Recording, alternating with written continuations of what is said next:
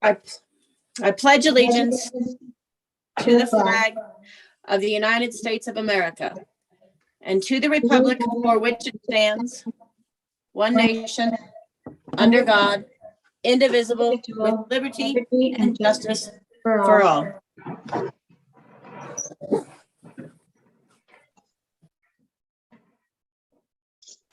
Thank you. For those of you who are tuning back in, welcome back. And for those that are joining us now, we had a work session at 5:30 today and had a nice little break in between. And now we're about to commence our regular meeting of the Silverton Board of Trustees on October 11th. The time is 7:03 p.m. and I call this meeting to order. Roll call, please. Sure.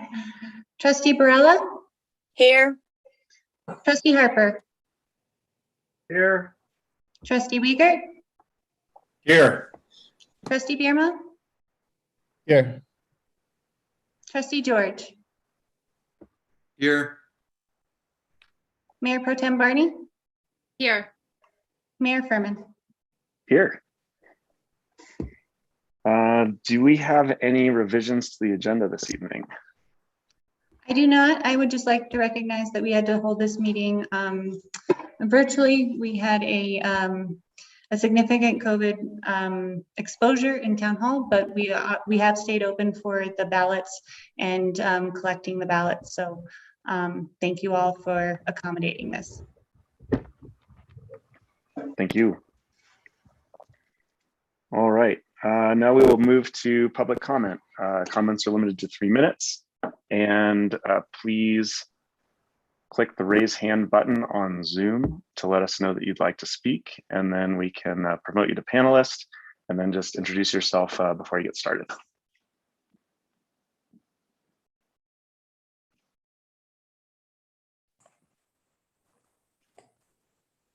And then Gloria, do you want to administer the public comment? Sure thing. I also have some help upstairs. Just trying to see if anyone has raised their hand. We have Albert Hyrick.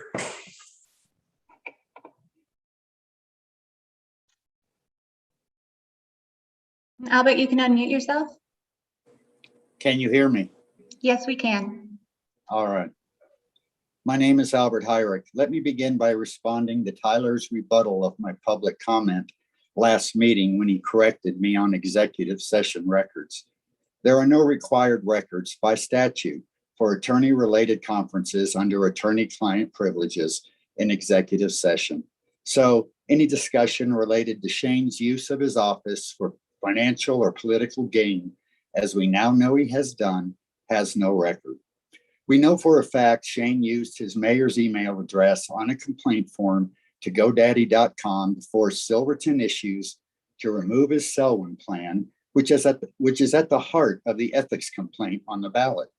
Upon acting on my criminal complaint, Sheriff Conrad relayed to me that the town attorney found nothing wrong in this. Think about that. A contract employee has now made using public office for personal gain in Silverton okay, in violation of state statute. Her decision protects Shane while placing the town at risk of liability. The repercussions of her incestuous decision will have lasting effects unless challenged in a court of law. Sadly, this means litigation against the town due to this extremely prejudiced and poorly thought out decision. Instead of Shane being held accountable, the town now is. Nice work, Marty. I want to ask the supporters of Shane, the vocal ones in the paper and online, those listening on Zoom and in the audience with Shane's Good for Silverton signs, speak up and tell us how this new standard is good for Silverton. How about you, Jordan, Sally, Tyler? Go ahead, defend Shane's actions. Is this okay with you? Using one's public office for personal and political gain? If Kelly Freeze used public assets to get Bill elected, is that okay? Is it now okay for Jim to promote the train and the Grand Imperial using his elected position? Marty and Shane's supporters say it's just fine. The only reason they are not having a fit is because Shane is their guy. He can do no wrong. I challenge all of you, Speak up and defend his unlawful behavior. I'll listen to you. If you can't, how can you vote to retain him with a clear conscience? I just don't get it. Greed is a powerful drug.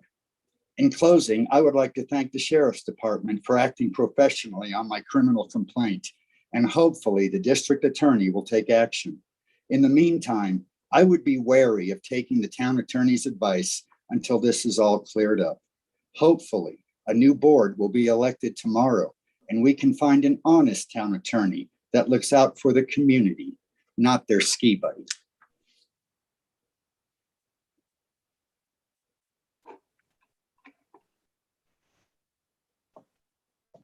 Thanks for Thank that. It doesn't look like we have any other public comments at this time, so we will go ahead and close public comment and move on to our first agenda item, which is the Silverton High School students' presentation on a Southern Ute land acknowledgement for the town of Silverton. And I am promoting them to panelists right now.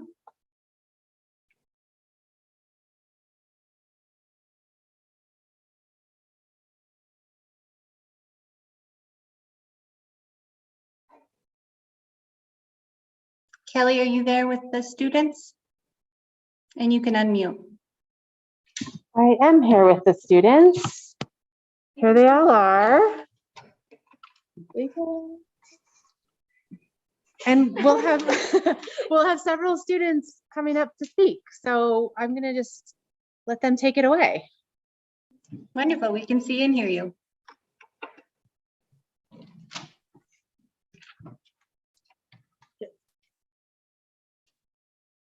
We're here tonight to share a little bit about what we've learned about local history and to propose that the board adopt a land acknowledgement. A land acknowledgement are short statements that organizations adopt to recognize the indigenous people of the local area. They are often posted on official documents or read before meetings. A land acknowledgement is a way of honoring the fact that the land we are on once belonged to indigenous people, and to recognize the history of displacement these First Nations experienced.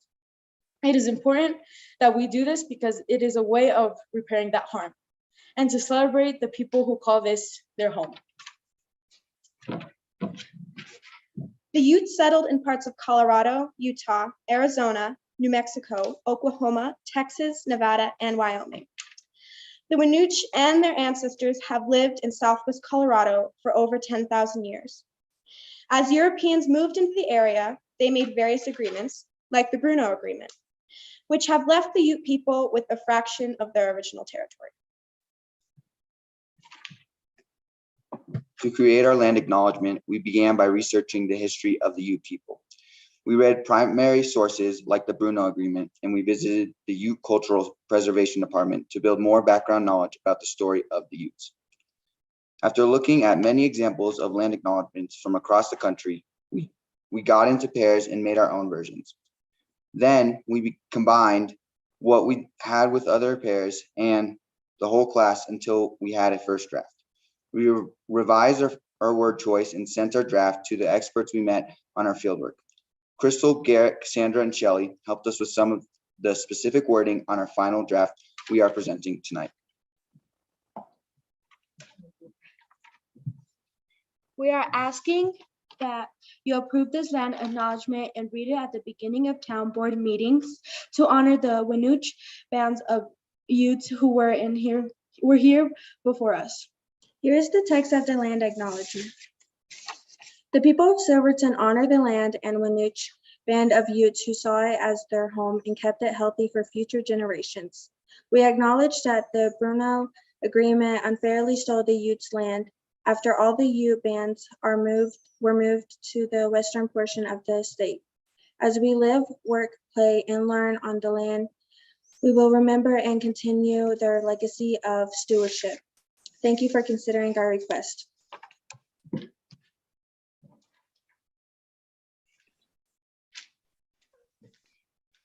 Wow, thank you guys. Yeah, well done. Thanks very much.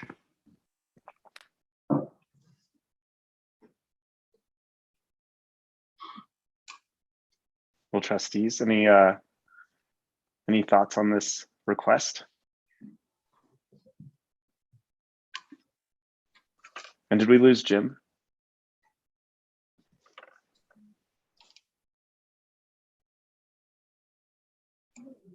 We did. I'll try and get him back on. Well, I'll kick it off by saying I think this is a very fitting day for this request. I appreciate you guys being aware of these issues and bringing it to our attention, the town's attention, and putting in the work and research to prepare a land acknowledgement.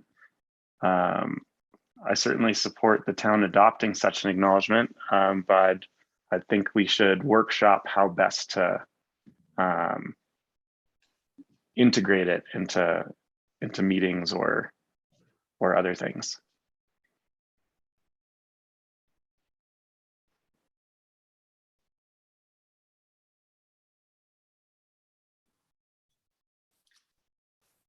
Thanks, you guys. This was a really great way to start our meeting on this particular day, Indigenous Peoples Day, Columbus Day. And you did a really nice job of making the request complete and concise and direct. And I'm impressed with the language that you landed on. I know how difficult it can be to write something as a group and come to a conclusion that not only sounds good, but sticks with the meaning that you originally intended. And I very much support the idea of integrating it into the town, into our town meetings or documentation in some way. And I do agree with Shane that we might need to think about how to do that in the most efficient and effective and respectful way. But it's really fun to and meaningful to hear from you tonight.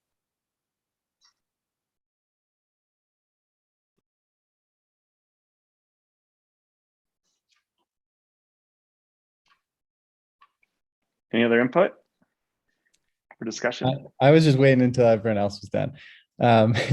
I'm really proud of you guys for presenting, and I really hope that we do move forward and adopt this in some way to open our meetings and have in other formats as well. I'm 100% behind it.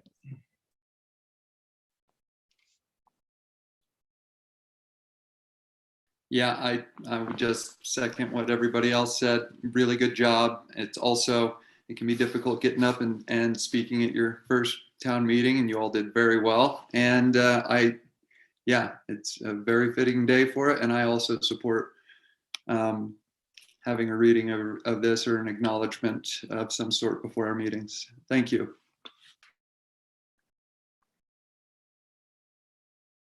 Awesome. So should we put how to integrate this and how to adopt this as an item on our next meeting for a discussion? And I guess I'm directing that to Gloria. Yes, we can do that. I can put that as a discussion for our next meeting. Or unless we want to vote to adopt it today and then discuss how to integrate it later, but I defer to the board. I'm having a hard time getting video or anything to connect. Hopefully, once again, it comes through. I would like to thank the children. They did an absolutely wonderful job.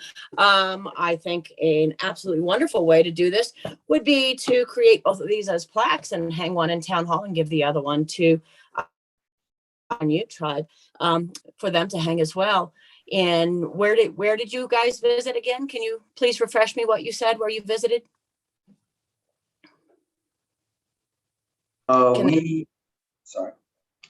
We visited the Ute Cultural Preservation Department in Ignacio, which is where the Ute reservation or one of the Ute reservations in Colorado is. And we talked to some experts that work at the Cultural Preservation Department there. Okay, and there is more than one tribe of Utes in Colorado. Maybe it would be fitting to give one to both of the Colorado located tribes. There's another one outside of Cortez as well. I think that would be a wonderful way to integrate this and all of the work that you did. Thank you.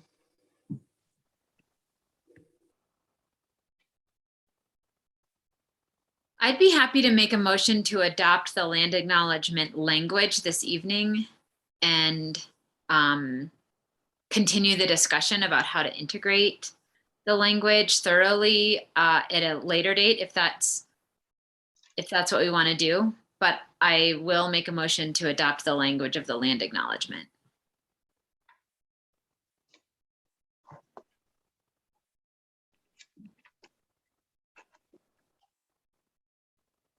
I'll second.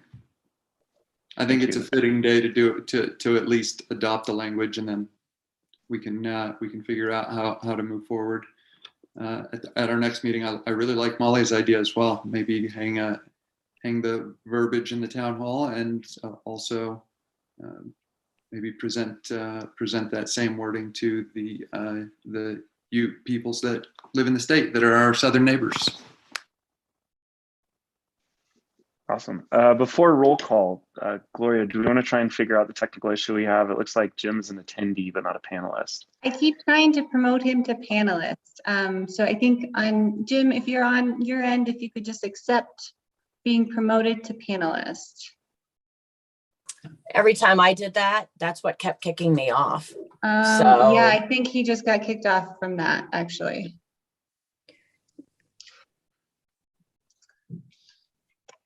Hold on, just 1 minute. He did get kicked off from that. There he is. Welcome back, Jim. Hello. Hi. Were you able to hear most of the presentation and discussion, or did that get all cut off for you? It got cut off. In fact, I don't even see my video.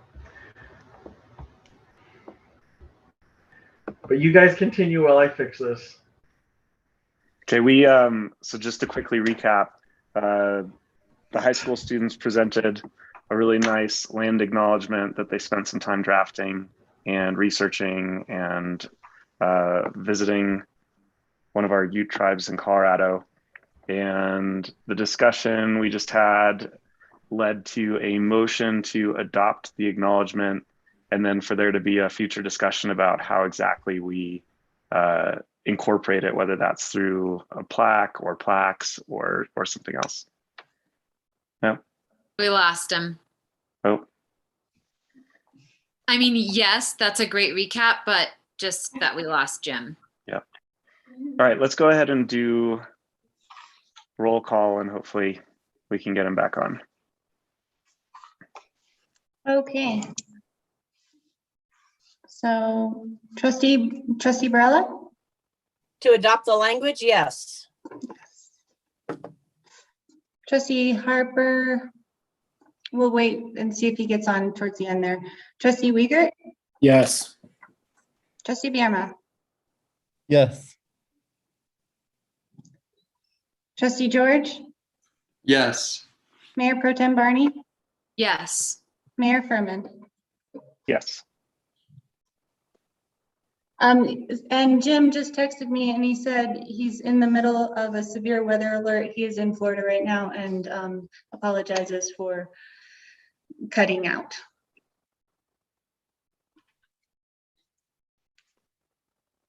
And he All right. supports the acknowledgement of the Southern Ute tribe. Excellent. Well, Silverton High School students, thank you so very much. We really appreciate your contribution tonight. Great job. Yeah. Thank you, guys.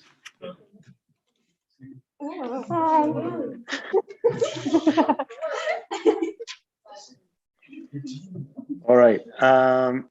Moving on to consideration to approve the first draft of the 2022 budget, our first new business item 4A.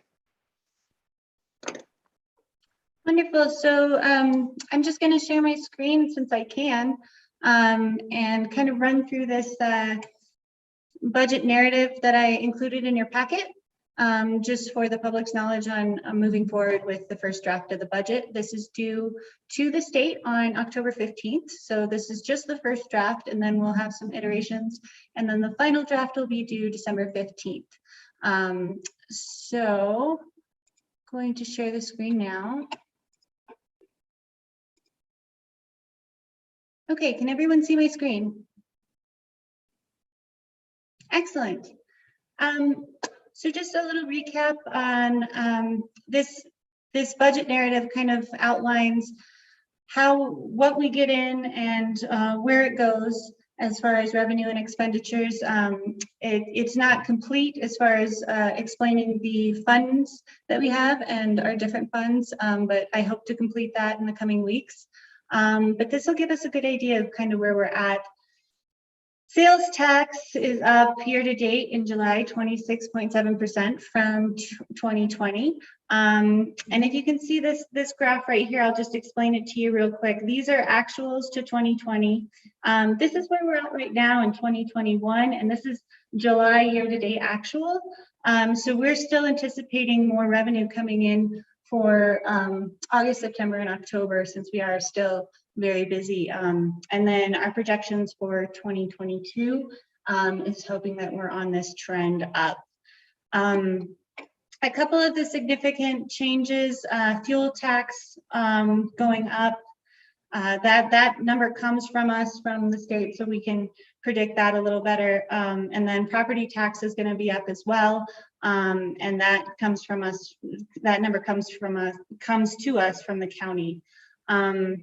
And then that's kind of the big changes in the revenue that we're going to be seeing. There are a couple more changes that we could make. I think I was a little conservative with some of our predictions here, and I think there's a couple different ways we can boost some revenue if we need to. Before I do that, I just wanted to thank my predecessor, John Ryder, for his work on the budget, his calculations that he did, and kind of the organization. I know it's difficult with so many administrators coming in and tweaking things, so I really appreciated his last draft of the budget for me to kind of jump off with, so I'm thanking him for that. Areas where I think we can improve or boost our budget are in lodging fees and building permits. I could safely bump up lodging fees to about 60,000, and building permits could go up to about 40,000, giving us an extra $21,578 in revenue. So, any questions on our revenue side? Yeah, I have just a quick question. For the forecasted 2022 sales tax, how did you arrive at that number? Did you use regression modeling or? Are you done? Yeah. Actually went off the 2019 numbers. So looking at what we actually got in 2019, thinking that it would be comparable and conservative to go off those numbers to predict this. Thank you. Mm-hmm.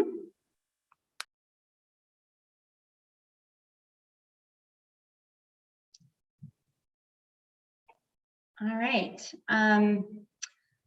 So in your packet, there's a explanation on our licenses and permits. Kind of went over that with the lodging fees. As far as big changes, oh, and one thing I do want to explain too is administrative fees. It sounds like it's a really big number, but there is quite a way that we calculate it. So we take the fees from, we take the final numbers from our personnel with administrator, clerk, planner, public works, parks and facilities, building and code, and we divvy them out so they would serve these separate funds. So these administrative fees pay for the services that they use in the town. So each separate fund pays for those. So water pays a certain amount, sewer pays a certain amount, and refuse and mollusk. And those are our three major enterprise funds that we have as a town. Any questions on that? And then going into expenses, I kind of outlined how we are spending and where there's some significant changes. So I think the biggest significant change is the addition of personnel. So we're asking for a full-time shared service, shared planner or I mean, sorry, we're asking for a full-time planner just for the town. So this would be an assistant to Lisa, and this would be our current position for Clark, and keeping him in that position so that we can have him as a full-time employee. As well as we have budgeted for a shared, and I'll go down here, sorry. A shared building inspector. Bill McDougall has announced his retirement in September. So being able to replace him and have enough time to kind of transfer over that knowledge and that succession planning. So asking for another employee there. And then another employee within the public works personnel department. So helping John out with the ever demanding work of water, sewer, and streets.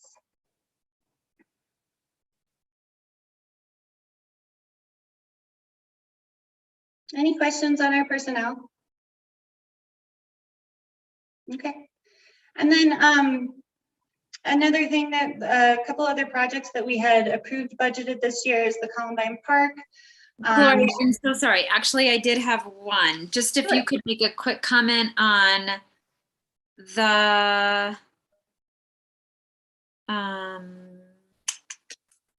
community relations position.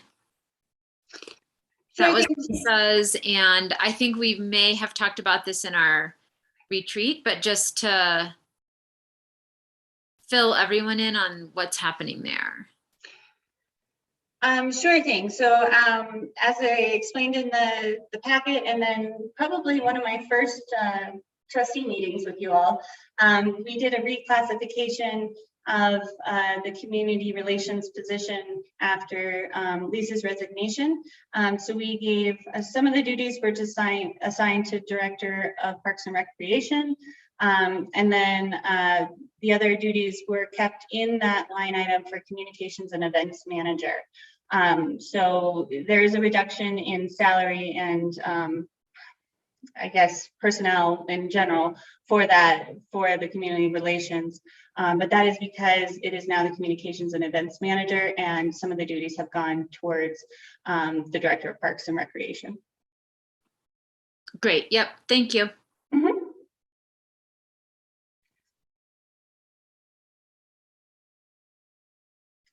And then some of our bigger projects that we have coming down the pipeline, like I said, they were approved last year, or this year for next year, is the Columbine Park.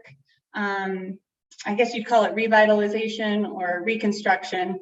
And then we also had approved the Kendall deck as well. So those were kind of significant items that we're throwing in there to get those projects funded.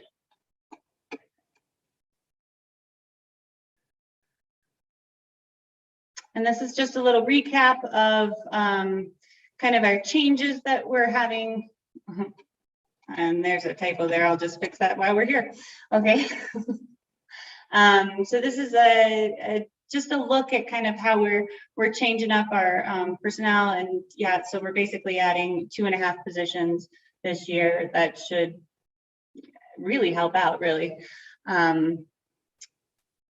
So that's that. And then thinking about as we look at our general fund and our expenditures, I mean, ideally we would like them to be even, but we have had a surplus of revenue in the last couple of years, as we can show down here with our cash balance. So actually spending that down would be beneficial to us. So it is better that we have more expenditures in 2022 and still plenty of room for a reserve going forward. So that's kind of what explains these two graphs that I wanted to show you.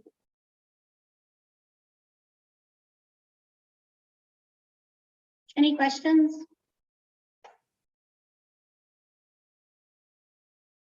Okay, that's my short and sweet presentation. I know we just had a long one about this, so, or actually a pretty short one as well, so.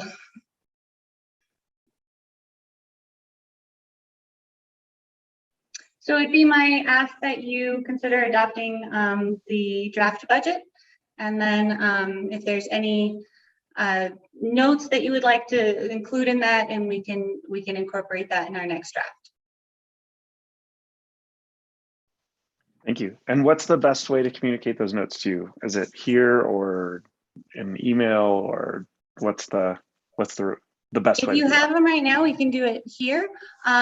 Or what I can do is if you email them all to me and I bring out another draft on, say, the 18th, when we meet again for our nonprofit review, we could go over those then, if that works better in saving time.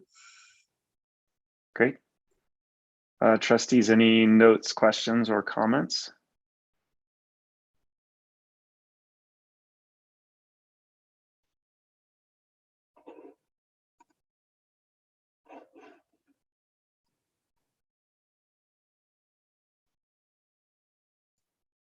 I'll make one really quick comment. I just appreciate the visuals. I like graphs, so that's helpful. So this is a preliminary budget. Everything needs to be worked out between now and when our final is done. So this is a very good start. We also have a financial committee meeting the morning of the 18th, that if there are reviews that needs to happen, financial committee can be going over them as well. So if you don't want to verbalize your notes now, make sure that Gloria's got them before the 18th, before the next present. So that way the financial committee, we can go over them and look at those significant line items on the budget. So I'll make a motion to adopt the draft, let's see, the first draft of the 2022 budget. Second. Thank you. Roll call, please. Trustee Barella? Yes. Trustee Harper? And I don't think he's on again. Trustee Wiegert? Yes. Trustee Bierma? Yes. Trustee George? Yes. Mayor Pro Tem Barney? Yes. Mayor Furman? Yes. Thank you, Gloria. I know that a lot of hours went into this, so we really appreciate it. Thank you. All right. That was probably the least painful budget meeting I've ever experienced. All right, moving on to new business 4B, public hearing. It's after 7:15, so we're okay. This is the Town of Silverton subdivision application, outline development plan, proposed Reese Villas townhomes, lot 5, Scarborough Reese subdivision, formerly lots 13 to 15, block 75, at the corner of Reese and 5th Streets, Silverton, San Juan County, Colorado. And since this is a public hearing, I think everyone remembers from the last one that we recently had, there's a pretty formal process here that begins with a discussion by Lisa Adair, most likely, Planner Adair, and then the applicant will be given an opportunity to present as well or respond to any clarifications needed, and then we'll have a Q&A, and then we'll close, and then there'll be a public comment period, then we'll close public comment, trustee discussion, decision. So with that, Lisa, would you like to provide a quick overview? Yes, first I'd like to thank Clark Thornhill for all of his help with this application. This is a subdivision application. This is step 1 of a 3-step town subdivision application process. So you'll see this application again. The applicant is Kirsten Brown. The site is located at 5th and Reese. And what is proposed is converting one parcel into 4 townhome lots. And the Planning Commission reviewed this in September. They recommended conditional approval with the conditions of approval in the staff report. What the town staff is working on right now with the applicant is reviewing the subdivision plat preparing a SIA, subdivision improvements agreement, to determine what public improvements are required at the site, such as sidewalks. We're working with John Sites at Public Works on that, and the applicant.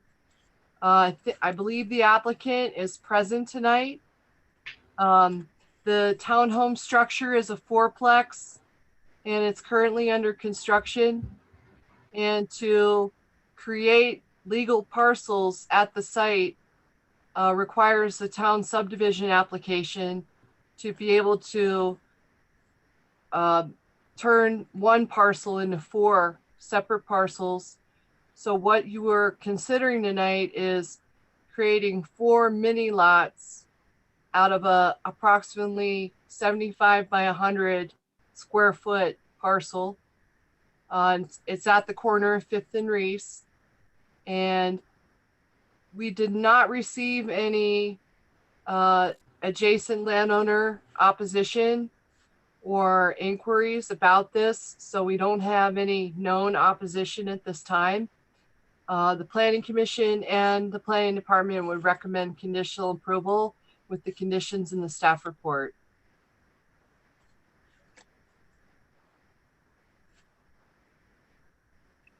Thank you very much. Kirsten, welcome. Is there Hi, anything, yeah, absolutely. Is there anything you would like to add to what Lisa just explained? No, I just want to thank Lisa and Clark, and just let the town board know that we do have 3 contracts for purchase on the 3 that we were going to sell, and we're keeping 1. And currently they're all telling us that they're going to be full-time residents. So we're really happy to have been able to help with that. And we tried not to market them. We tried to find locals first. And that's it. Just thank you to the town and Lisa and Clark for helping with this. Great, thank you. So now I believe we open up for public comment. So if any of our attendees would like to make a comment relating to this public hearing, please click the raise hand button on Zoom and we will promote you to panelist. I have one. I'm promoting David Breed right now.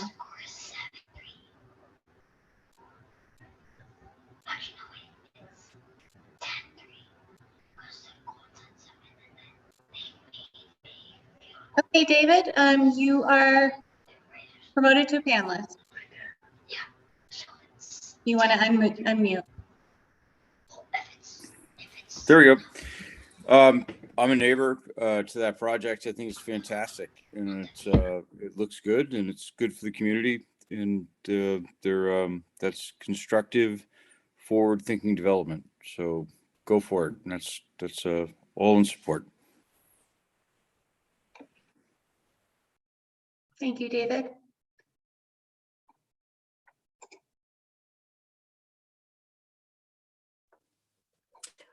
That is all the public comment we have. Okay, great. So now close public comment and go to the trustees. Trustees, is there any questions for our planning department or for Kirsten related to this public hearing? I have one, and I can't get my Google Doc to load completely. It's all black pages. So I can't remember if I read this in there or not. When it first came in front of the board, only potentially 1 could have been used as a VRBO with the subdivision. How does that change the dynamic?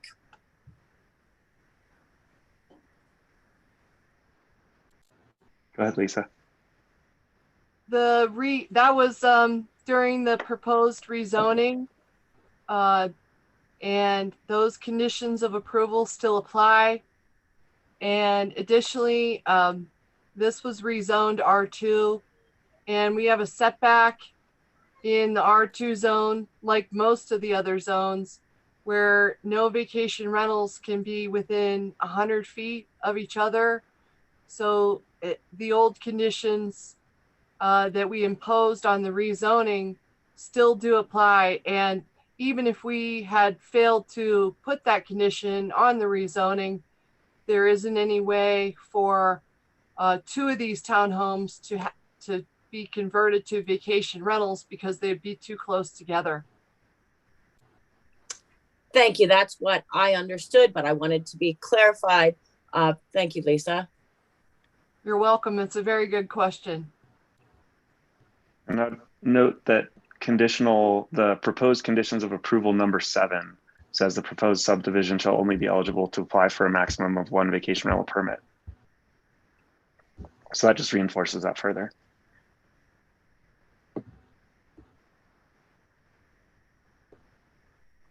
Trustees, any other questions, discussion, comment?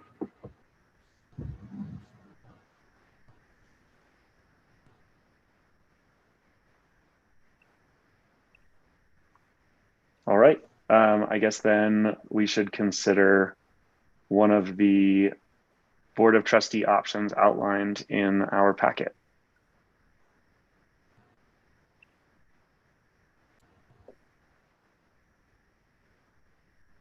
Don't be too Zoom shy, guys.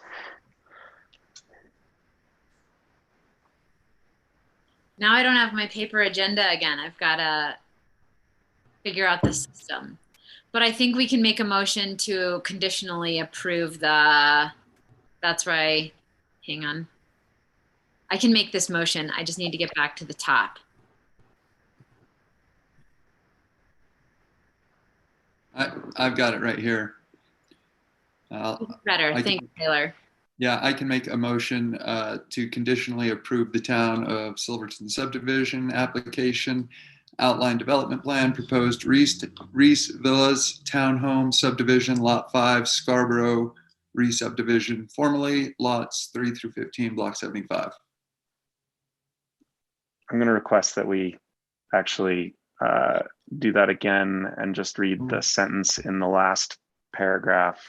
I'm sorry, the last sentence in the paragraph, staff recommendation below the board trustee options, which also refers directly to the specific conditions of approval.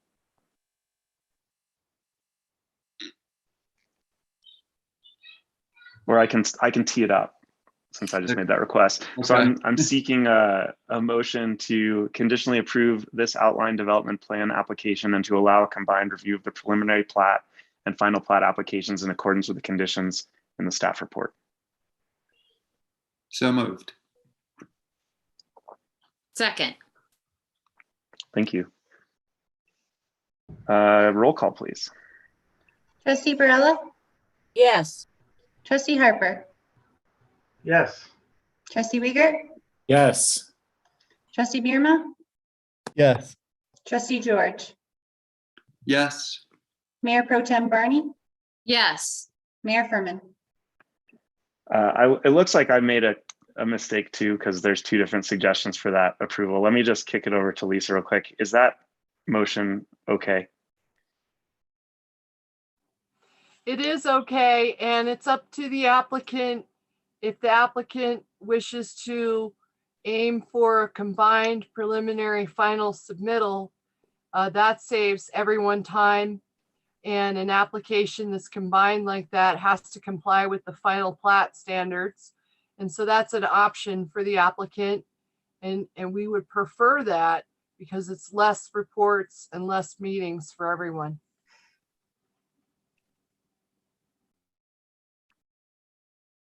Okay, then yes. Thank you. And apologies, Tyler. I think you did read the proposed motion to consider, and then I was reading the language above that said to consider this slightly differently worded motion.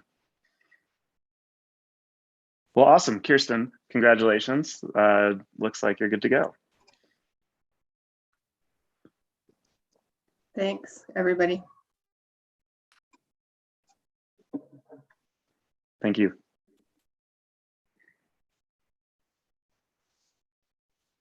All right. Apologies to everyone for bungling that a little bit. Moving on to new business 4C, public hearing, Town of Silverton new subject to review application, proposed gray duplex, lots 13, 14, block 63 at the corner of Cement and 7th Streets, Silverton, San Juan County, Colorado.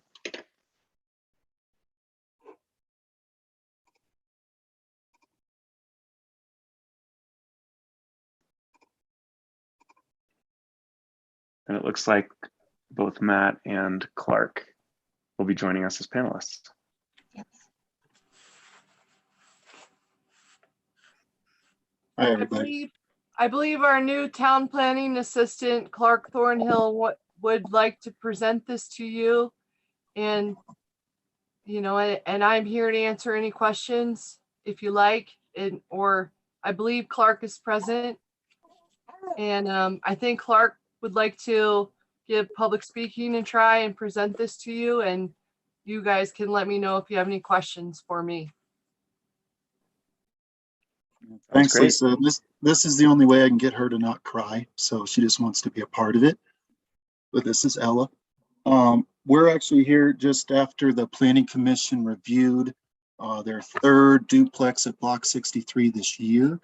It's just here to, it's a multifamily structure. They're going to be putting a single family residence, a personal services office, and a secondary dwelling unit under 500 square feet. And yeah, it's just on one 2-lot parcel. They got a garage on there, and we're recommending approval. This is just a another duplex, but we really need to change the code. And that's just a different discussion, not part of this meeting, of course. And Lisa and I are working on that with the Planning Commission separately. But otherwise, this is just a use subject to review that we just need to get approved by the board.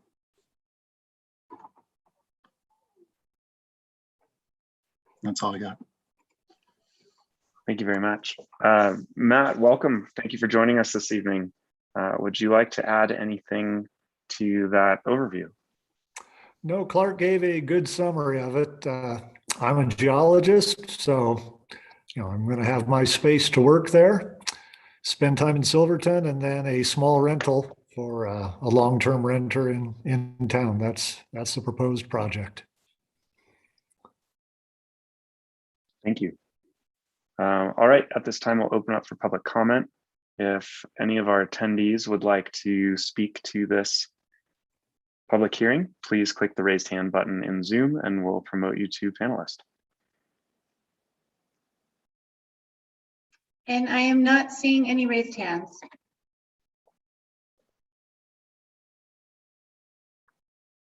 All right, at this time, we'll close public comment and turn to trustee discussion. Trustees, any questions, comments for either Matt or the planning department or each other? I'm gonna go since I'm having a hard time once again. Hopefully everybody can hear me. We can. Okay, I'm very happy to see all of these subdivisions and all of these multifamily homes going in. It's proof that private industry and individuals can work way faster than government to get things accomplished. So I appreciate all of the hard work. I appreciate these going in. And I think it's absolutely wonderful. Thank you. Great project.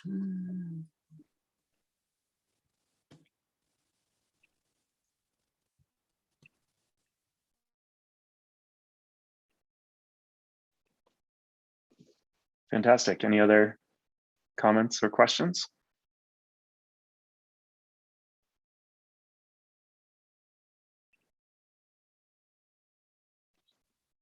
Your prep work makes this really, really thorough, guys. Thanks.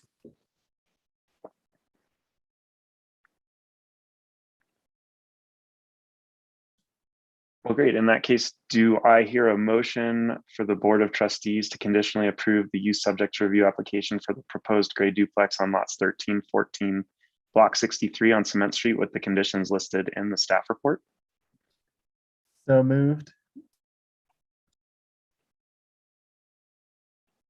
Second. Thank you. Roll call, please. Trustee Barella? Yep. Was that a yes, Trustee Barella? Sorry. Yeah. Did Okay. did I come on? Okay. Yep, you're on now. Trustee Harper? Yes. Trustee Wiegert? Yes. Trustee Bierma? Yes. Trustee George? Yes. Mayor Pro Tem Barty, Yes. Mayor Furman. Yes. Well, Matt, thank you very much.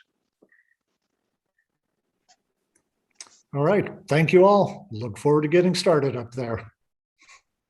Excellent. Have a great rest of the night. Thank you, Clark. Thank you, Lisa. All right, we will now move on to new business item 4D, school request letter regarding pedestrian safety and parking congestion. And I believe we have Superintendent Kim White on, and that she has something to screen share with us as well.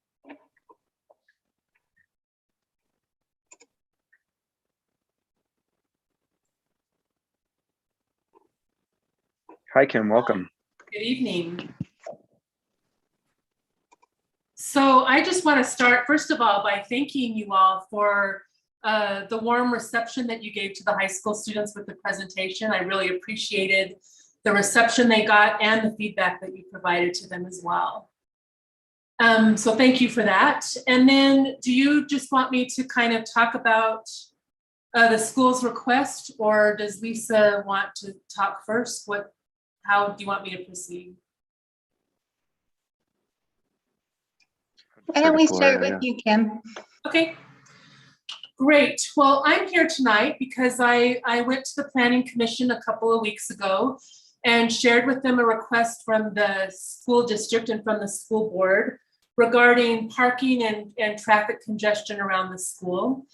And like many other people and other organizations in our community, we're seeing the impacts of kind of increased growth and increased demands on our resources. And it's happening townwide, but it's also happening within the school with the traffic issues, with the traffic patterns, with the parking, and just with overall congestion. And so what we're dealing with at the school level is just some chronic, like increasingly challenging issues around congestion, primarily through parking, around student safety, and around parking in general. And for us, it's really become a very multifaceted issue. And if you don't mind, I'm going to try to share my screen real quick with you here and just do a quick walkthrough of what we're dealing with. Can you see the screen okay? We can. Great. So if we start over here by the library, if I could erase this little red line on the east side of the library, I would like for that to go away and not really have that be part of what we're talking about. But we have multiple issues that are happening around our school property. And one of them is starting right over here alongside the playground and the field. And what we're seeing there is that increasingly we're getting more and more overnight campers and people who are pulling up in RVs and in those, what are they called? Striker vans, I think. Those big vans. And we've seen all sorts of like really awful behavior that we don't want around kids. And we literally have our playground for our elementary students right here. We've seen people get out of these vehicles and change clothes right outside those vehicles. We've seen people peeing in the street and in the alley. We've had to deal with defecation that's happened in the alley. And so this space right here becoming a parking place for these mostly out of town, larger vehicles that are looking for a place to park, sometimes overnight. My guess is that they're trying to access the free Wi-Fi at the library. But those bigger vehicles with these doors that open up, not only am I uncomfortable with the behavior that's happening there, but I'm also uncomfortable with the potential safety risk of just quite bluntly, someone being able to open up those doors and just quickly snatch a student or a kid playing there on the weekend or whatever and just drive off. Like those vans kind of, that proximity to the playground creates those concerns for me. So that's one issue here. And then as we go around the school, in front of the school and in front of the field, in front of the school building is like a de facto fire lane. It has a yellow stripe on it. And we use that for a loading and unloading space. And we have our parking happening on the other side of Snowden Street, which is really where it's private property over there. And we're basically parking over there through the good graces of the private citizens that own property there. And so as our school population is growing and as our staff is growing and as our activities are growing, this parking over here has become inadequate and it's really becoming an issue for us. And then as you go around the corner, here in front of the school building, this is designated as handicapped parking across from the apartments. In front of the gym, this is a required fire lane zone and it's painted red. Across from the school on the basketball side, about 2 years ago, we got permission from the town and put up signs that said school parking only. And that has actually worked relatively well for this space in front of the basketball court.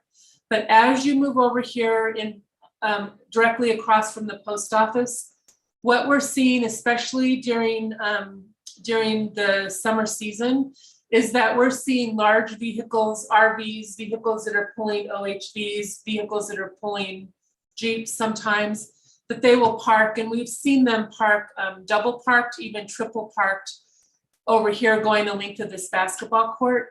And that really creates, not only does it add to congestion around the park, around that intersection, but it also generates a really legitimate safety concern with the double and triple parking. When we have kids, sometimes school kids, sometimes visitors, that are playing there on the basketball court and having those vehicles there when people are going out chasing balls or just leaving the basketball court. And then as you move over to the other side of Reese Street where the gym is, this is a space over here. There's a fire hydrant right here on the corner.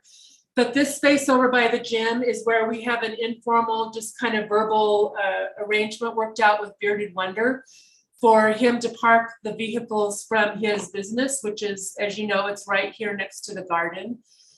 And this area over by the gym and kind of going over into this garden area, primarily is a lot of the Bearded Wonder vehicles. And we have seen, normally, 12 to 15 to 18, even 20 vehicles that are parked over here in this area. And it really adds to the congestion of this overall intersection.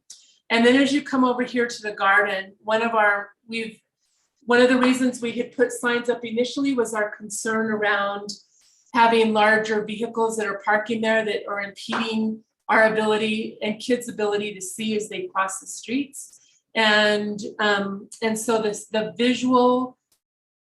the ability to visualize and is an issue right here around this garden. And then this intersection right here, I think most of you know just from living here in the community, it's a busy intersection, it's a complicated intersection, and it's really congested. And so this space over here alongside the garden, we actually have not traditionally used for school parking, but the parking that happens over here really adds to the congestion and the bottlenecking of this intersection. And I have for a number of years raised pretty strong concerns about the safety of this 12th and Reese intersection to previous administrators, to the sheriff, to various town employees. And it's just an issue that's continuing to grow and get worse.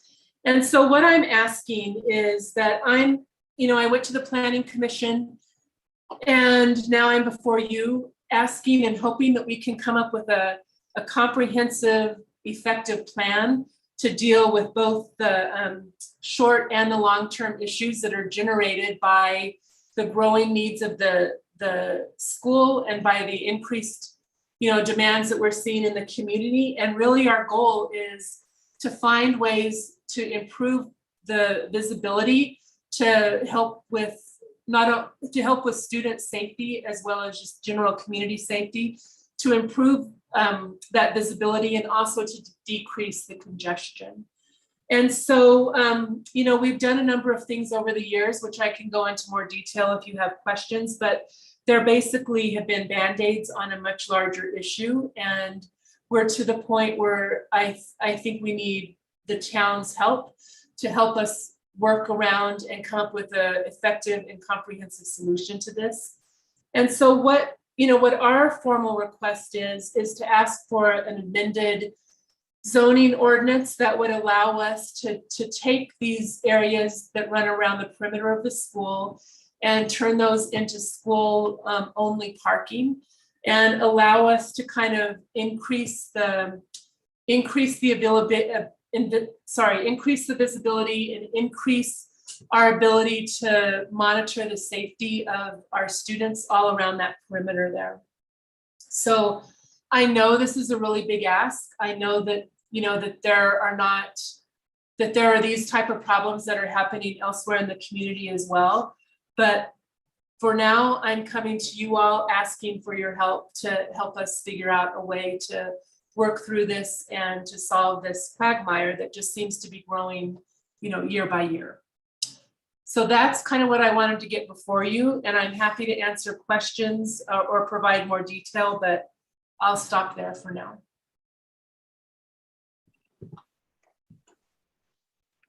Thank you very much, Kim. Would it be helpful for the board to now hear from the planning department?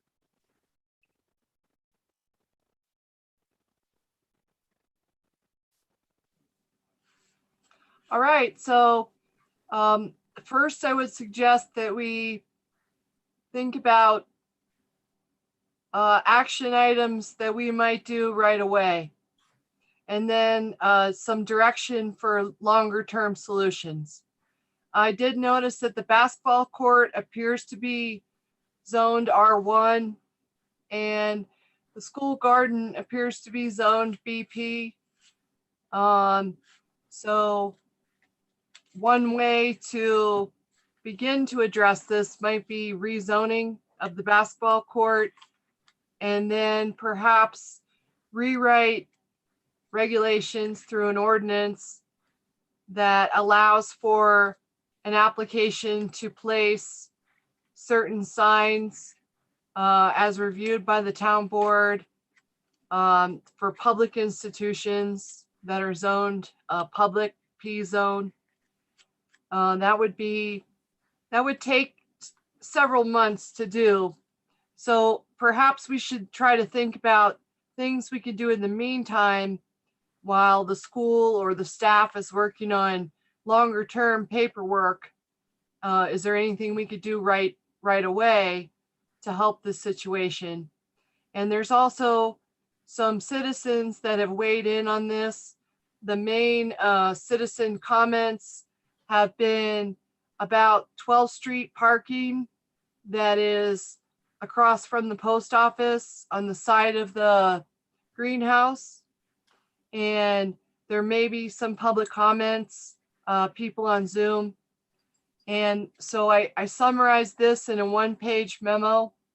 And I'd also defer to the Public Works Department because there may be some signs over at Public Works right now that we could reinstall, or perhaps John Seitz has some solutions for painting of curbs, etc. And so that's summarized in this one-page staff report. And if there's any questions I could answer, I'd be happy to help. Thank you very much, Lisa. Molly, I see your hand up. Only if we're on to trustee discussion. What's everybody think? Think you're good to go, Molly? Okay, I want to let everybody know that this has been discussed in committee previously. There have already been actions that were permissible for Town Works to do that had nothing to do with taking away public right-of-way parking. Those were creating a no parking here to corner to eliminate the large vehicles on the corners near the blacktop, and on the side, which we were told was needed for a loading zone for the school garden. Okay, so as to everything around the playground, you did say summer season, so that is on the way down. And basically is pretty much over after the storm tonight. So looking at this, I would suggest that we need at least, and I've said this in committee before, I want a 9 to 12 month study of what is around there, how to create a proper school zone in order for this, but to take away public parking, which is infringing upon all of your neighbors that are residents there and or businesses. We have to really be very careful about how this is done, because there are measures. Like I said, there could have been loading zone only, no parking here to corner, no overnight parking, no truck and trailer parking. All of that has been available and discussed in committee prior to this evening. So rezoning, possibly, but we're not going to change anything by taking one piece of parcel that's already a blacktop that belongs to the school. And just by changing it from R1A over, you're not actually doing anything. You're just changing it from what it could be built on for the purpose if the school decides to sell it in the future. Now, I have also suggested that there should be a crossing guard, and there should be an actual crosswalk for the students that have to go from the gymnasium to the garden. Because, and this was all, I mean, Jim and Shane, you were there. This was all discussed in committee previously, because you have the opportunity then to control the traffic with a crossing guard for the time frame that is needed. You don't need them all day, every day. The kids don't go home from school anymore during lunchtime like we all used to do. But to actually take all of that parking and designate it for one entity, you're taking it from the public. That is the public's parking. Thank you. Thank you, Molly.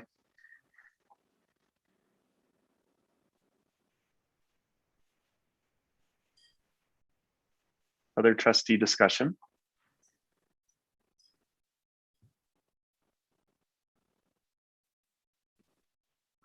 I'll weigh in here. This is one of those times when a dual role as being a teacher and a trustee is, I don't know, helpful or not, but I have been a part of all of these problems, and they feel very real to me. They are real. I cross those streets almost every day with groups of kids, and mostly ride my bike to school, but the parking issue for staff is definitely a challenging one. And I know that we've received emails over the last few months, like when when the running race is happening, there's a lot of congestion around the school building and people trying to get to the post office. That's been raised, and we've definitely had feedback about residents that need to get to their apartments and their place where they live, and there's really limited parking for them. And I think those are real issues for us to try to analyze and come up with solutions for. And I'm obviously not a traffic flow expert, so I don't have great solutions for this, but I think it's really important that we address it head on, because I've been a teacher at the school for almost 18 years now, so I have seen a shift. I've seen a change over time in these challenges, and it's definitely not getting easier or safer to move students around the campus. And it's also, there's just more people, more visitors that come in and around the perimeter as we're out there. So there's more to monitor. There's a lot of students to monitor, and then there's always monitoring the perimeter. And I think that I liked the lineup of the short-term solutions and the long-term solutions. And it would be nice to have an analytical, take an analytical look at what short-term solutions are viable and what long-term solutions will work, And I think working with the community members to make sure, for example, that we don't cut residents off from their parking, but really create a safe and clear perimeter for the school makes sense. And my other comment, on the crossing guards is there are a couple of issues with crossing guards, Molly. I agree that that would really be a easy way to supervise kids and see where they're headed. I think the issue for me in traveling with kids around the school is it's often not at a set time. So it would be awkward and unnecessary to have a crossing guard at just bizarre times of the day. It's not always in the morning for drop-offs and not always in the afternoon for pickups that we're crossing and moving about. And I think there are just other sort of unique Silverton issues, like really cold temperatures in the winter and snowstorms and other challenges that we might face when it comes to that particular solution. But I do think there are other solutions that you mentioned in terms of painting curbs and signage that would be a step in the right direction.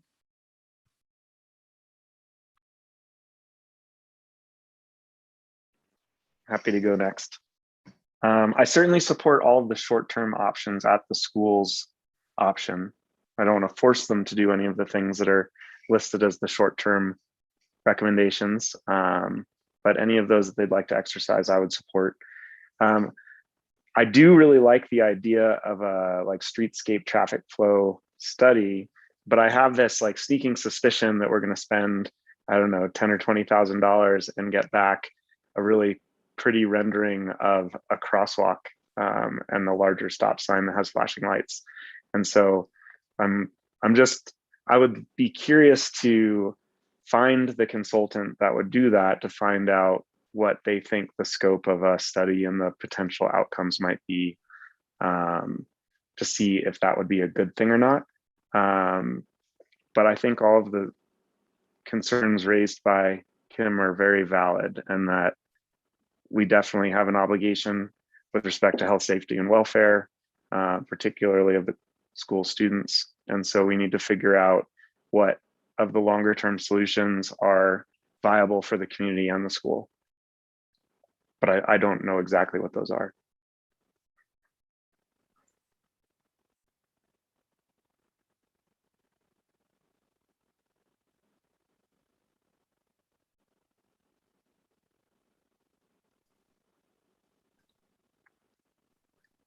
I can jump in there and add a couple things. I don't want to repeat anything else that anyone else has said, but I definitely think the short-term solutions are a good step forward. One of the things that I noticed too, I've been part of the summer program for the last 5 years, and it's like what Sally was saying, having a crossing, and I see different problems for different seasons. The summer is definitely more of a vehicular problem and just a really high traffic area in the summer. And there are a lot of trailers that get parked over there. And there's a ton of kids coming in and out in the summer, whether they're Silverton kids who are part of the summer program or just kids who are visiting using the park or the basketball court. There's kids running across the street pretty much all day, all summer. But yeah, I definitely, it's a hard challenge to solve too, because and then in the winter, having the big snow loads and moving snow around makes parking a challenge for other reasons. And like Sally said, I don't want to cut anyone out of access to their own residence, but definitely, as a teacher, I see the student side of it a lot. And we do have kids who go home for lunch during school hours too. So there's kids leaving school during the middle of the day and crossing that intersection as well.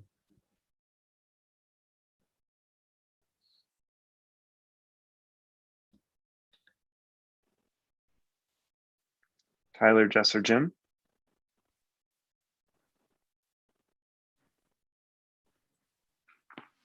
Yeah, I mean, I like some of the short-term solutions, but I don't, one of my biggest fears is having to respond in an ambulance to, somebody that was running across the street chasing a ball and getting hit. But at the same time, like you've all pointed out, I think we're limited in what we can do based on allowing access to private property for people. So, you know, as far as painting crosswalks and maybe no parking here to curb, so you can increase the sight lines and things. But again, I also, I'll repeat what many of you have said, I'm not a traffic expert, so I don't really know which of those are the most benefit to us, and you know, and how to go about it as responsibly as possible without really, you know, disturbing everybody else that lives in that area. Yeah, and I wonder if there are different solutions for different portions of the perimeter. You know, clearly the greenhouse side and the basketball court side have the most mixed use. It's such a mixed use portion of that perimeter. And that to me, that appears to be the most complex area to try to manage. And then on the field playground side of the perimeter, certainly the summer use there is really challenging. I've spent one recess duty out there. I saw 2 cars blow through that stop sign by the library. And I know that we tried to address that at some point, I think after Andy died, by moving the stop signs to the center. And John Seitz can correct me if I'm wrong, but I think those were really an issue for plowing and snow removal. And I've also seen people blow through the stop signs when they're right in the middle of the street too. I don't really understand how or why. But I do know that it almost feels like the different perimeters have some different issues to them. And whereas, you know, curb painting, I can see really working on that Snowden side, and curb painting may not be as effective on the greenhouse side. And we just need to sort of address that mixed use struggle. And then certainly on the playground side, that's a terrifying side of the school to monitor, to tell you the truth. There are just seasonally, there are a lot of unique challenges to it. Big giant snow piles get pushed up there, and kids, we try to keep them off, but they like to play on the street side of the snow pile instead of the playground side of the snow pile. And the stop sign gets, you know, harder and harder to see, and it's really tricky. And so I see this as an issue that I don't necessarily know that we'd have the expertise to workshop it through as trustees, but I do really support finding solutions to these problems, because it's our responsibility to protect safety and welfare of our community. And there are a lot of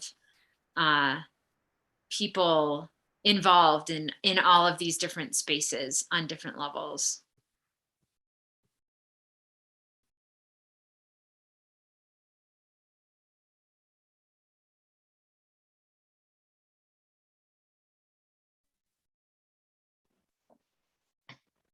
John. Yes, I would just wanted to clarify something about the stop signs that were formerly placed in the center of the intersections. It's my opinion that they were probably much more effective than what we have now. The town's insurance carrier, Sursa, strongly recommended that we remove those signs and replace them with the corner mounted stop sign posts, because the center mounted signs were not to the municipal traffic code. And we could potentially face liability for an accident in those intersections. It wasn't a huge deal as far as snow removal was concerned. And I would just like to say that, you know, all the short-term stuff sounds good, but if there's no parking here to corner, where are those signs placed? Precisely. 10 feet, 20 feet, 30 feet from the corner. Who gets to weigh in on that? Tell me where you want them and I'll put them there. But I think that what we're arriving at here is that no one really knows what to do, because we're not experts.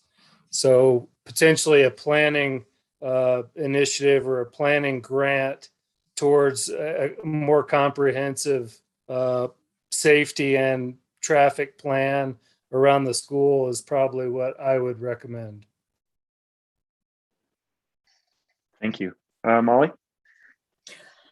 So exactly what John said, that's exactly what we discussed in committee. Needing an actual traffic engineer and a study being done. That's the only way that this is going to actually suffice for all of the community, not just the school, but all surrounding neighbors, all surrounding businesses, how everything operates, whether it be flashing signs and like John said, 10 feet, 30 feet, we don't know. That is why I've called, this is now the second time, first time was in committee, second time in a public meeting, I've called for a traffic study for that area to create a proper school zone and to make sure that everything is delineated properly.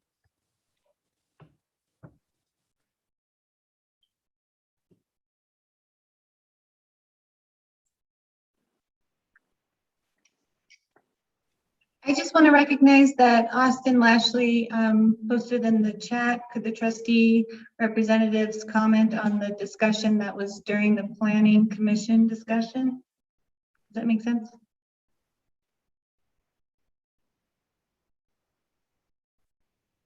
I'd like to hear those comments. Was Jess, well, Jim doesn't look like he's got. Jess, can you go for it? I honestly can't remember exactly what was said. I think maybe your planning director Adair has a better handle of what Austin's getting at. And maybe she can talk about that. And as far as my comments, I recognize the issue and I'm happy to support the school and our planning department and public works working together to remedy the issues that we have identified.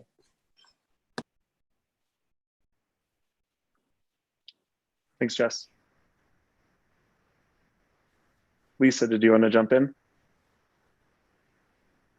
Sure. At the Planning Commission, we had a similar discussion, and what was discussed was a motion that the Planning Commission saw this as a concern.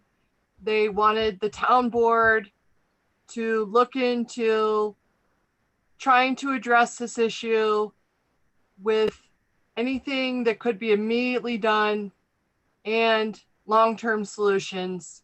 My notes are at town hall, but basically they recognized and agreed that they thought this was an important issue, and they asked the town board to look into it as soon as possible and come up with anything that could immediately be done to help the situation and then help to develop what could be done in the long term.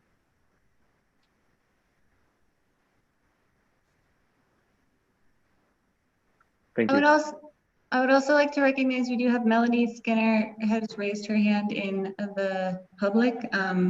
If we wanted to take those now or after the discussion, that would be up to you. Does Austin want to say something since he brought that up in the chat as well? Jim's raising his hand. Okay. Hi, can everyone see me or hear me? Yeah, both. Oh, fantastic. Everyone's just frozen to me, so I'm just going to jump right in. We had a great planning meeting. We kicked around a lot of ideas. But the fact of the matter is, there needs to be a lot more conversation. We need to dig more in depth. It needs to be more comprehensive. Some of the local business owners, including myself, chimed in with respect to 12th and Reese and the parking on the basketball court side, the parking on the post office side, and the parking, most importantly, the parking adjacent to the greenhouse property. These are all, this is public thoroughfare. This is public property. This is public right of way. This is public parking. but this is also parking that is utilized by residents that live in the area. This is parking for guests who are frequenting the restaurants, the shops, the hotels, and whatnot. I believe that there needs to be a bigger study, a better study, a study at all. We need to have something that gives us a better roadmap and a better understanding to what we're looking at. I do believe that we've got an issue in that intersection. I do believe we need to protect our littles. That's our job. But we need to do it in a way that's right for everybody. We can't cannibalize one group and give it over to the other. It has to be fair. It has to be balanced. And it has to be, we have to do it right. And I think there's a bigger discussion to be had. And I don't know if y'all are can hear me. If I'm breaking up, my screen has gone completely black now. We can hear you just fine, Jim. This was a part of the discussion that we had. And I do think that there is more discussion, and whether town code says that we can't have a sign in the street, I think we need to look at that, because the fact of the matter is you can stand on that corner of 12th and Reese any given day and watch people do a California stop right through that intersection, meaning they look around and they roll right through it. And that is true. It does happen. But I've also seen our little ones cruise right on through with their bicycles. It's everyone needs to be held accountable, and this is truly an intersection that we need to look at, along with everything else in that area. But I don't think that there's one rubber stamp fix to this. This is going to be multiple steps over a period of time, and we've got to do it right.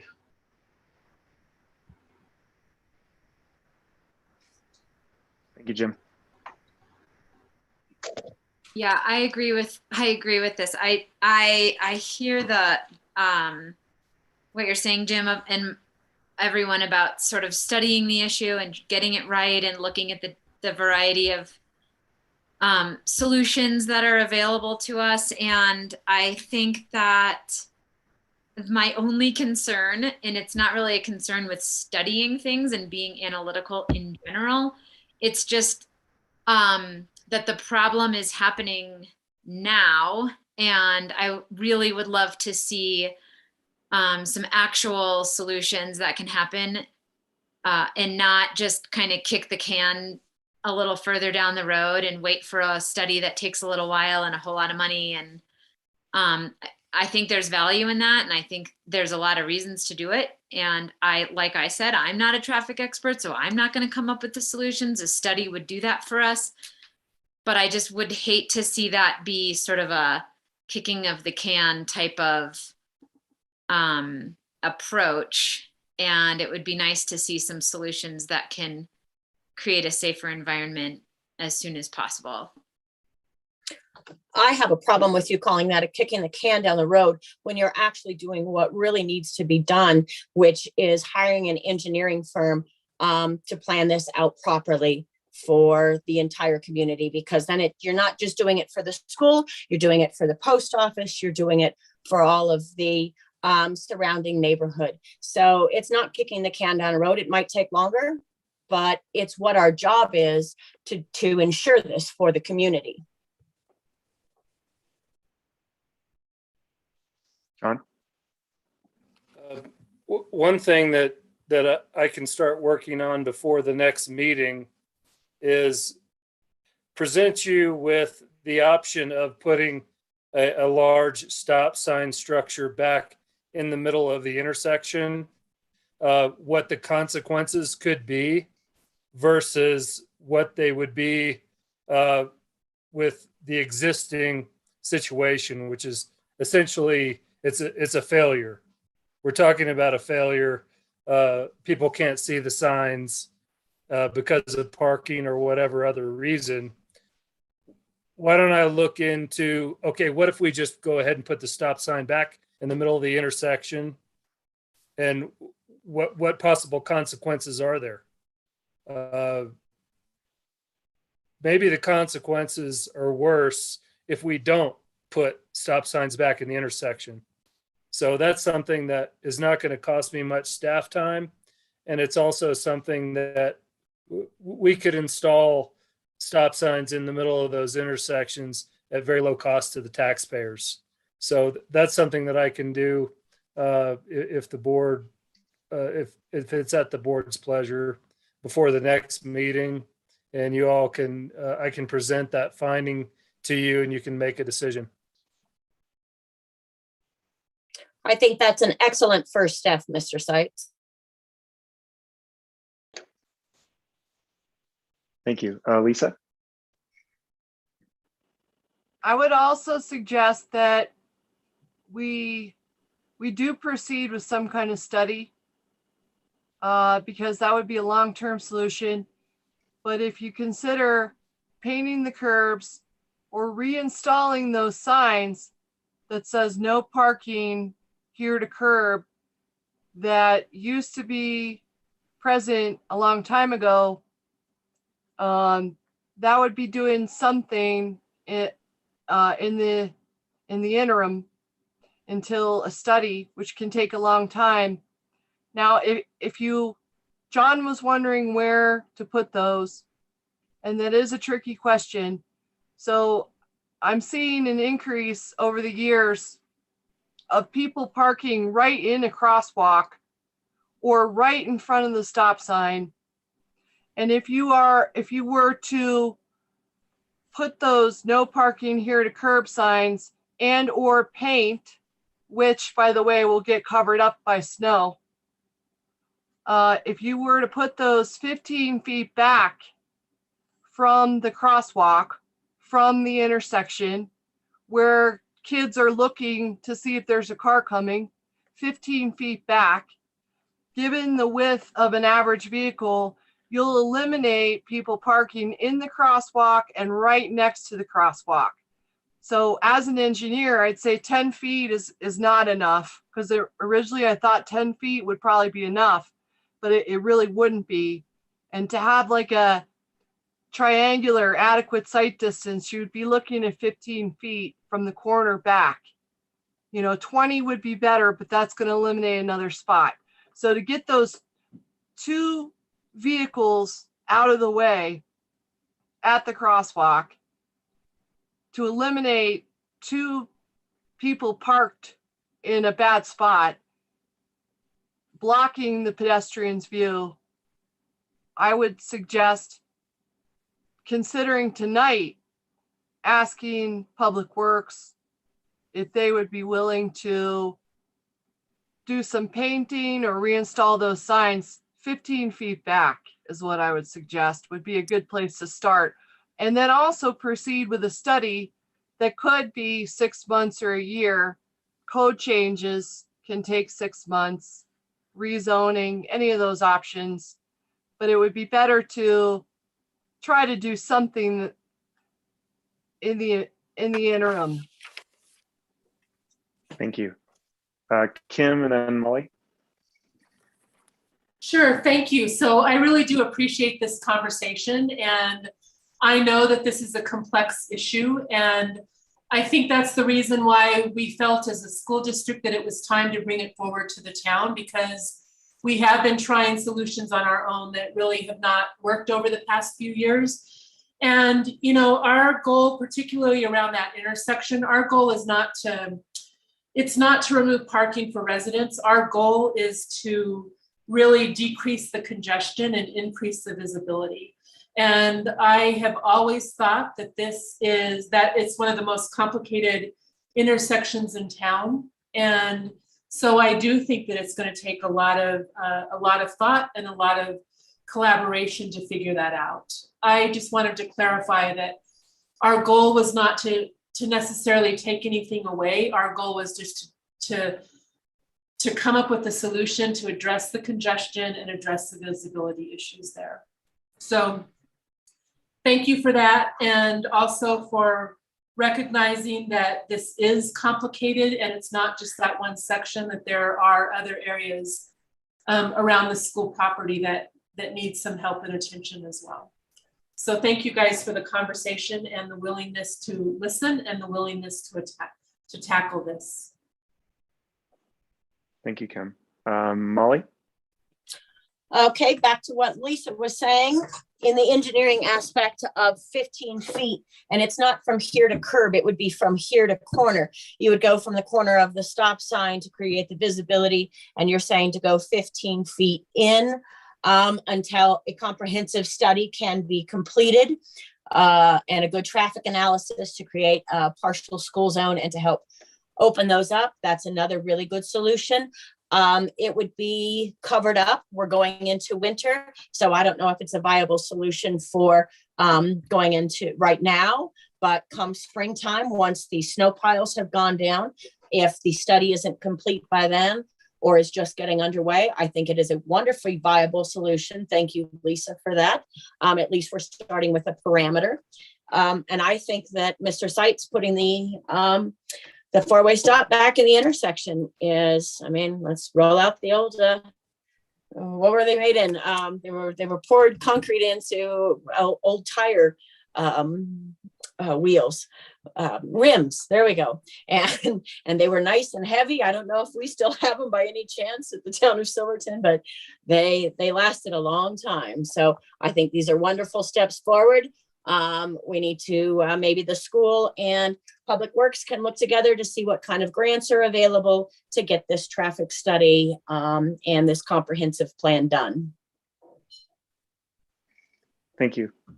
And then Melody Skinner's has had her hand up for quite a while. I think our original intention of the public comment during the meeting was that someone would request to speak about a certain item ahead of time, but we haven't been doing that. The last few meetings, we have allowed public comment during on the fly, and so far it hasn't seemed to have been abused. So if the board does not object, I'm open to allowing the public to comment on this issue. That sound good to everybody? Okay. So Gloria, are you able to promote Melody?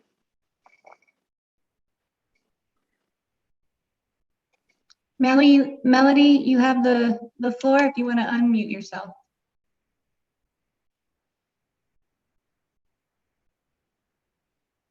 You can hear me now? We can, yes. The last traffic studies that were done for the town of Silverton were in the 80s, early 80s, and I probably still have one somewhere. It would be more complicated now, but one of the reasons the school has parallel parking on 12th Street or a fire zone in front of the gym is because as people parked diagonally in front of the apartments or the school, they all backed into each other and we had a ton of accidents. So I'm not sure if it's a CDOT person or if CDOT can get you money for something like this, but I believe CDOT will assist you in finding someone to do a study. And I actually think 12th Street corner is a microcosm of the signage and traffic problems we have throughout town. So if you're flush with money, this would probably be the best time to have someone come and look at the entire town. So what they do is they look at every sign you've got. Is it legally posted? Is it the right height, the right size sign? We used to have those slow children signs, and its traffic engineer just laughed at it. He says, this is not a legal sign in Colorado. And so you don't want to make it more confusing to outside people by not following the manual on uniform traffic control devices. Now, as near as I can understand, having the stop sign in the middle of the street was a liability problem because it wasn't breakaway. In other words, it wouldn't be too hard for someone to have a pretty serious traffic accident, even at a low speed, hitting a very strong post in the middle of the street. Plus, frankly, at this point, everything at the 12th Street intersection is an enforcement problem, and I'm not sure how you would solve that without solving the entire community traffic problem. One of the problems we have in the town is that people don't shovel their sidewalks, so everybody adjusts to walking in the street. And even in the summer or the dry months, when the students have the opportunity of using a sidewalk, they're walking in the streets, which would be, to a tourist, an odd thing. They would be wondering why the pedestrians aren't on a sidewalk. And so I think the school has valid concerns, but I think this would be the time to get a really good legal view of what we have in town everywhere. And the last time I rode around with the engineer, and he looked at everything. I mean, they looked at everything. To know that everything we have in town matches what the rest of the world is doing. The Manual on Uniform Traffic Control Devices is a federal manual. It's adopted by the state of Colorado. So you need to pretty much follow that. And then there's no confusion. And I see the ATVs parking 3 deep back there, but that's a sign of we haven't provided them with a place to park so they can easily get into the restaurants and shopping. So you see what I mean? We're looking at 12th and Reese, but we're not looking at the entire town problem. And I really want to encourage that. I don't think, if you had the money, I don't think it would take long to get a study done, because they're not going to come in here with emotion. They're going to come in and say, this is a problem, this is a problem, you could do this here and you can't do that there. And that's the legal advice you need. Thank you very much. Thanks, Melody. Just one quick question. So, and maybe Melody can answer this while she's still here. So we previously had a townwide traffic study done, and if so, do we still have recommendations, or do we have that on file? It might be a good starting place. Can you hear me? Yep. Okay, I would have a hard time thinking that you have that in a file somewhere. That's why I offered to go dig through my stuff and see if I still have either one of them. They were pretty simple back then, but the town has grown in an amazing growth rate with new houses and buildings and businesses. And so I think it's going to be a more complicated study this time. It was really rather fascinating to see what the studies came up with. And, you know, they did everything. The town did everything that was asked of us. It was just a matter of trying to figure out, having someone with a non-emotional view look at everything here and consider the school safety, consider, you know, people getting to restaurants. How do we fix that? How do we fix everything we've got? Personally, I've always thought that in the summer months, 12th Street from Blair to Reese should be a walking only zone. But that's just my personal idea because they're so congested. Anyway, I appreciate you listening to me, and I will go through and dig through my stuff and maybe come up to town with it tomorrow if I can find it. I'm not promising. I've gone through cleaning jags over the years, so I'll see if I still have it. Thanks. Thank you. Thank you very much.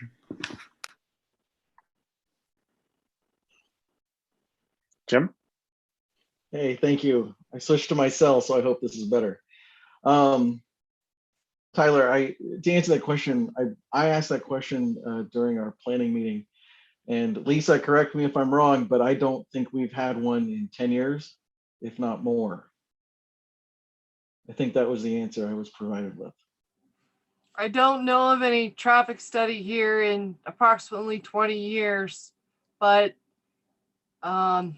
what I think what would be better would be a school safety and signage pedestrian plan rather than a traffic study or traffic counts.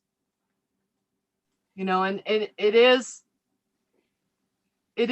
a microcosm of what's going on throughout town, but that will not help us move faster with solving the school issues. We it would be great to get a town-wide traffic study, but I think we should focus on what we could do in the immediate future and then move on to a study around the school, MUTCD, which Clark Thornhill already printed out that we've been looking at. But we wouldn't want a school children to be hit by a car in a crosswalk while we're all working on paperwork and studies. So is there anything we could do in the near future and then move on to the thorough studies? I'd like to jump back in on that one. Let's do it. Let's form a task force. Let's get on it. Why not? I think there are things that we can do in the short term to relieve some of the pressure and come up with some remedies to this situation. How do we do that? I agree. Oh, go ahead. I was saying Sally. I caught up. Yeah, I agree. Both are good simultaneously. And I just lost my train of thought. Forget it. Carry on. Jordan? I was going to say Lisa's idea before seemed like a really good just initial step in the right direction. So it's a really easy thing to calculate is that angle of line of sight and the distance that we need to be from the stop signs. And that at least opens up the line of sight for pedestrians and people who are driving. And I got it back. And I think if we look at the post office greenhouse basketball court is obviously a really complex part. So, you know, if we can start with some of those other zones and work on those more immediately, and then tackle the more complex ones with the study and some task force ideas, I think that could get us going too. Well, let's chip away at it. Well, awesome. So this has been a pretty significant discussion with a lot of different ideas. I'm going to try and summarize what I took away as action items. So we would begin with John kind of letting us know pros and cons of adding the center of intersection stop signs for our next meeting. We would consider no parking from here to corner signs 15 feet from corners at each of those intersections adjacent to the school. I suppose any of the other short-term suggestions that were provided, I didn't hear any objections to other than the crossing guard. So I think that the board could support the school and the town working together on other items listed on the short-term suggestions. None of those, I think, had anything to do with taking parking away, besides maybe the no parking from here to corner. And then we had two different planning suggestions. One, to see what we can find through CDOT or other entities for grant money to do a localized plan. And then we had this larger suggestion to look at traffic and wayfinding for the whole town, which seems like a separate discussion. What did I miss? Because I'm sure I inevitably missed something. Jim? Hi. Thank you.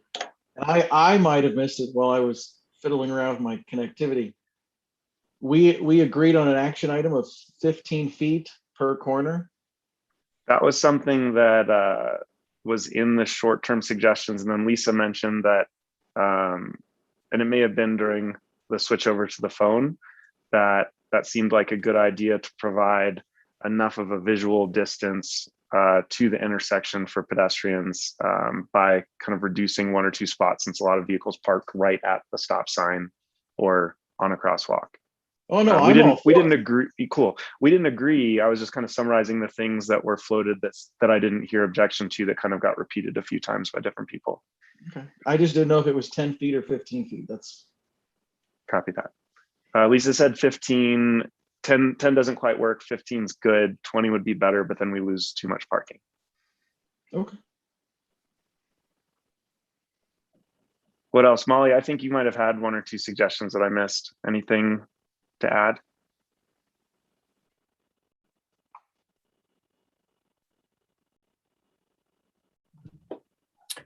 Having a hard time getting that working again. No, we've gone over everything, but this is, all these proposals are no different than what we came up with in committee several months ago, but we have no engineering firm. We have nobody interpreting this. So that's why I mean, yes, short-term solutions, they're there. We've already got them. It's the long-term. And whether it be one traffic study for one corner, or it be the whole entire town, and we start looking at truly investing into wayfinding, it doesn't matter as long as it starts moving forward and we don't displace the public right-of-way, which is what this is, with individual requests, because we've already seen what happens when that happens. People just go start putting up signs in front of their buildings and their homes saying parking for so-and-so only, when it belongs to the entire public. So it's a very fine line that we've got to walk, and to make sure that we do it properly. And I'm still gonna, once again, doesn't matter. I'm glad Clark is looking into the what do you call it, laws, but the planner really should not be interpreting the traffic sign laws. So we need to get multiple people with good sets of eyes. And I like the way Melody said, somebody who has no emotion attached to it. We've got a lot of people here because it is our community with emotion attached to this, and they're not looking at it completely objectively. So that's where an outside firm would do so. Thank you. Thanks, Molly. Kim, John, Lisa, or Gloria, any questions or things to add? And I see that Jim's raising his hand, so why don't we jump to him real quick and then back to you guys. Go ahead, Jim.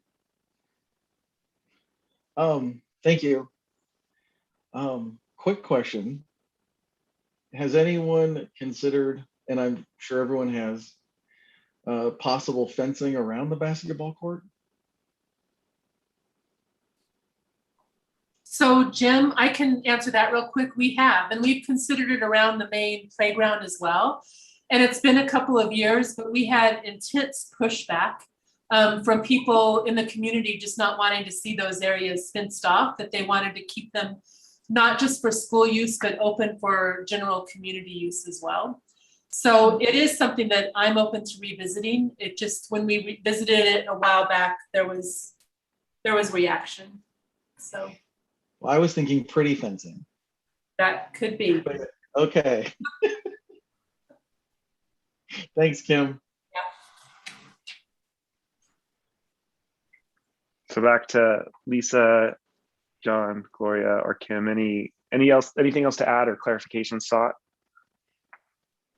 Just a quick clarification on the forming the task force. I had that as a note, and I wanted to know how you all felt about a task force for this.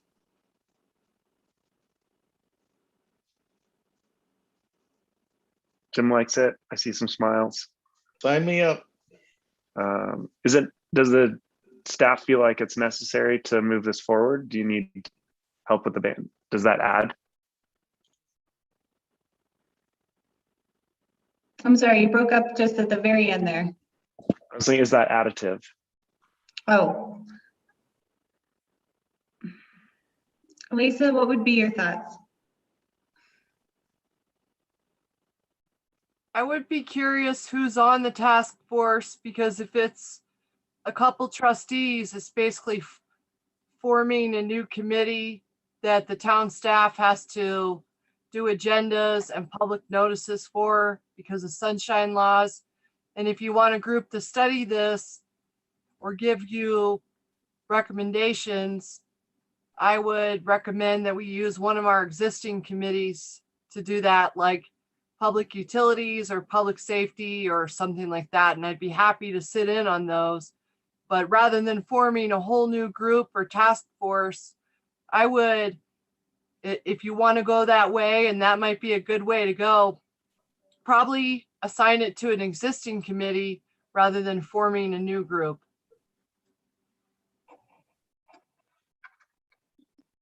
John and then Sally and then back to Jim.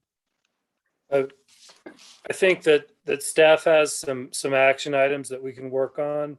One of which includes doing some research into a planning grant. I think that DOLA has been pretty good in the past about supporting planning grants. They're very easy to write. That's something that I would volunteer to do. And I think if staff just had a couple of weeks to do a bit of research on this, without getting a lot of other people involved, and bring you back some better information, that you could discuss it again at the next meeting and go from there. Thanks, John. Yep, you addressed my question, which was, could we, in lieu of a task force, just give direction to staff at this point and then determine whether a task force was necessary after that? So I think you kind of addressed that, John. And I would also like to do some more research on the 15 feet, no parking, 15 feet to the corner, along with the center of intersection stop signs. And those might be a couple of things that you could make a decision on at the next meeting as short-term safety actions. You don't have to make a decision. Obviously, you won't make a decision tonight, but I can head that up if so directed by the board.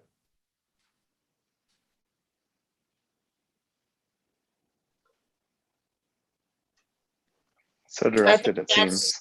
I think that's great direction. Thank you, John. Cool. Anything else on this one? Just appreciation for the willingness to have the conversation and to start the process moving forward. So I appreciate it. Thank you, guys. Yeah, thank you. And thank you everyone for a great discussion on a complicated topic. All right. Thank you, Kim. Okay. Good night. Moving on to agenda item number 5, approval of consent agenda items.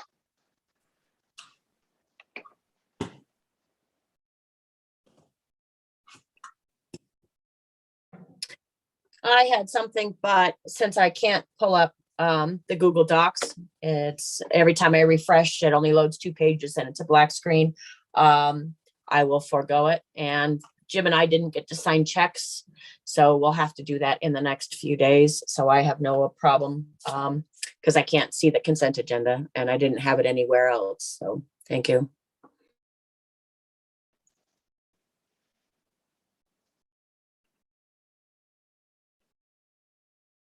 I'll just note the only thing that's significantly different than normal is the audit report. So if anybody had any questions about the audit report that we should address before approving the consent agenda, I would just put that out there.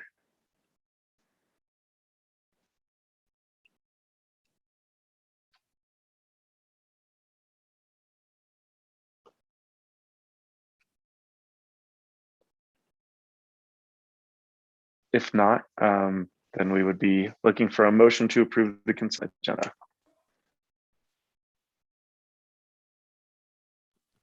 I'll make a motion to approve the consent agenda.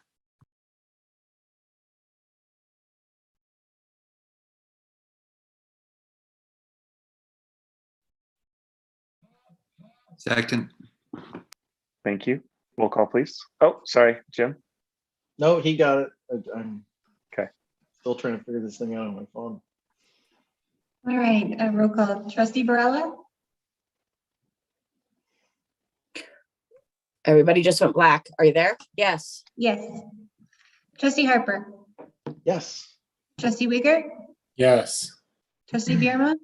Yes. Trustee George? Yes. Mayor Pro Tem Barney? Yes. Mayor Furman? Yes.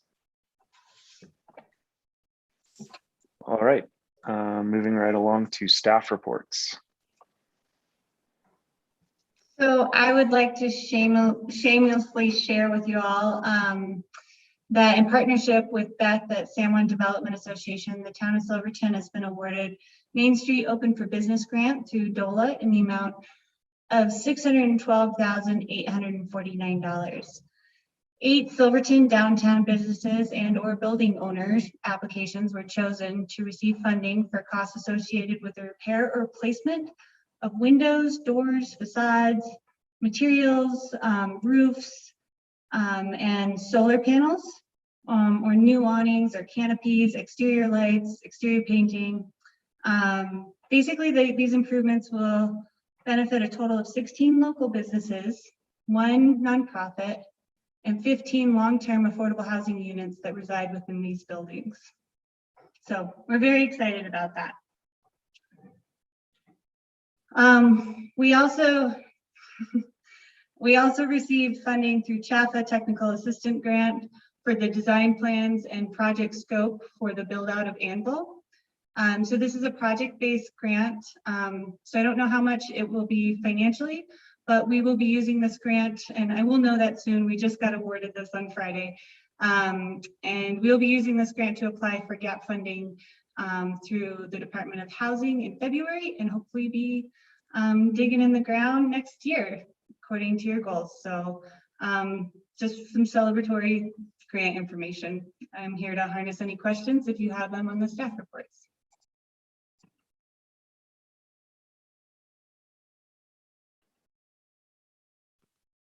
That is so excellent. Great job. That's awesome.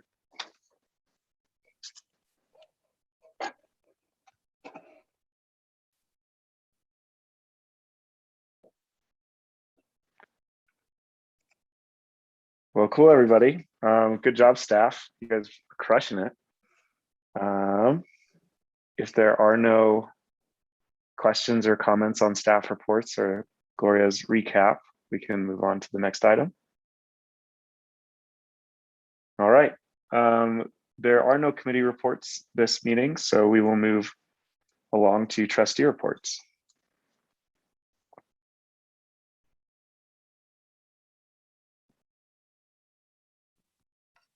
I'll go. Tomorrow is the last day to vote in the election, and town hall I know is open today and should be open tomorrow to return ballots. Gloria already mentioned that. And I just think that regardless of the results of the election, that if we can move forward in a positive way and with civility and respect for each other, then I think that's the greatest success we can hope to achieve.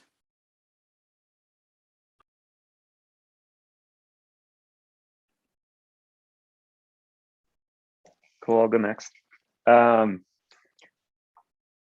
This may very well be our last meeting as this particular group, hopefully not, but if so, I just wanted to thank everybody for participating and for really leaning into some difficult times and circumstances and for getting to what I think is a really successful composition of the board. I remember not that long ago that, we were kind of talking about this board as dysfunctional. And to see the amount that this board has accomplished, particularly in the last 6.5 months or so, is pretty awesome. And I'm really proud to have been a part of it.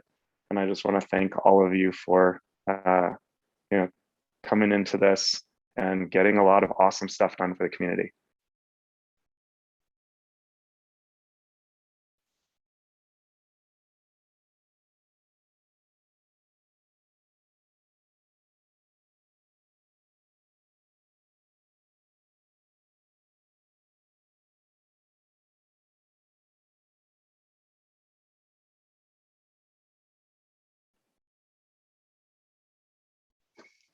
Any other trustee comments or reports? Dear God, everybody went black and I heard nothing. I thought I lost everything again. We hear you now. Any trustee report, Molly? No. Okay. All right, moving along to Agenda item 9A, continued business, consideration to approve community builders agreement to continue with their community engagement and produce a master plan.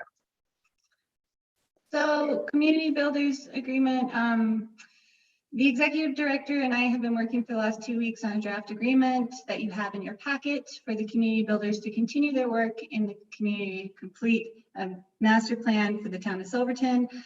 This would be updating the 2010 master plan, utilizing the work they have already done in the community, as well as the work that the master plan committee has done. This agreement is not a contract. Like what we would have with a typical consultant, because community builders are not typical consultants. We would not be here if it wasn't for being accepted into their grant program without even applying in 2022. Thus, the agreement is as detailed as we thought we needed it to be, while graciously accepting their help. And there is a clause in the agreement that agrees that the town will not spend more than $40,000 on this project. I ask that the trustees consider the formal adoption of this agreement.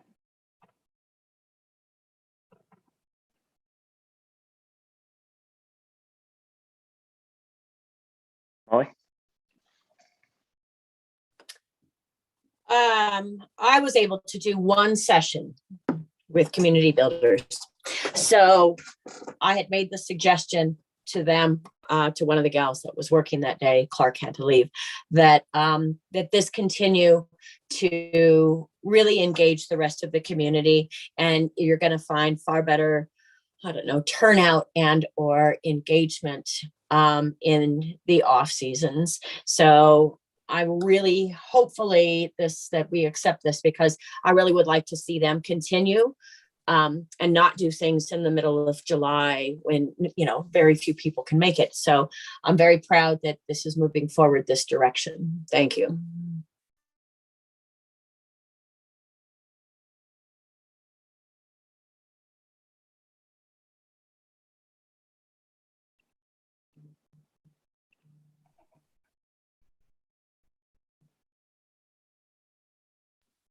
Any other comments from trustees? We've expressed support for this already in a previous meeting. And my only question is does this $40,000 amount appear in our budget somewhere? I'm sorry, I forgot to look. I just don't know. Is it? Yes, in it does. Yeah. Yep, I have budgeted for it for 2022. Thank you. Mhm. Yeah, I support moving forward on this as well. Yeah, and I think when we spoke about it previously, after looking at the other projects they'd done for some of the other towns that they worked in, I thought it was a great idea to keep them on, and hopefully they can help us do here what they've done other places. So yeah, I fully support it. Do we need a motion for this or just direction? A motion? Yes, we'll need a motion.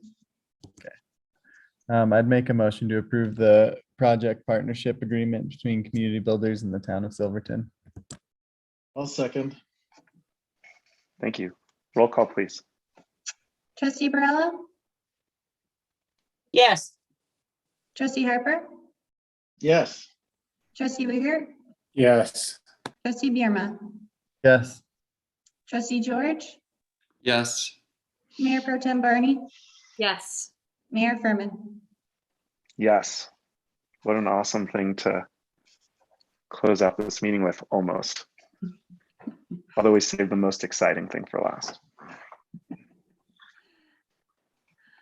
I just awesome, wanted, motion passes. oh, go ahead. No, please go ahead. I just wanted to say that we had 2 ordinances read at the last meeting.